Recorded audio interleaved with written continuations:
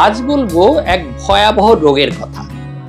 এই রোগটি পুরো পৃথিবী জুড়ে বর্তমানে 2022 সালের হিসাব অনুযায়ী 830 মিলিয়ন লোক এই রোগটায় ভুগছে এবং ধারণা করা হচ্ছে 2050 সাল নাগাদ এই রোগটার প্রেভেলেন্স মানে সারা পৃথিবী জুড়ে প্রায় 1.3 বিলিয়ন লোক এই রোগটায় আক্রান্ত হবেন।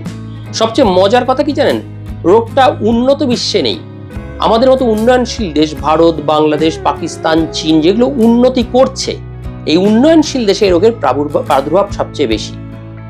শুধু এই রোগটি এবং সাথে কিডনির রোগে ভুগে 2021 সালে পুরো পৃথিবী জুড়ে প্রায় 2 মিলিয়ন লোক মারা গেছে।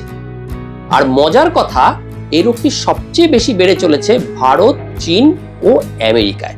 আচ্ছা, কতগুলো লক্ষণ বলি এবার।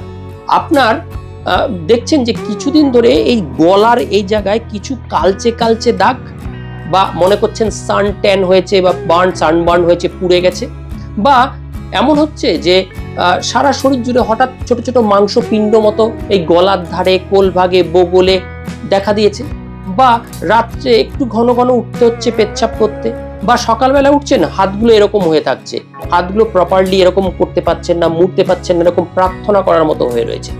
এই লক্ষণগুলো থাকলে সাথে আরো কিছু লক্ষণ বলবো, এই রোগের 10টা লক্ষণ বলবো, যেগুলো আপনারা কিন্তু হয়তো অনেকের মধ্যে কিন্তু হচ্ছে বা আসছে, কিন্তু অজ্ঞতাবশত সেগুলোকে ইগনোর করছেন বা এড়িয়ে যাচ্ছেন।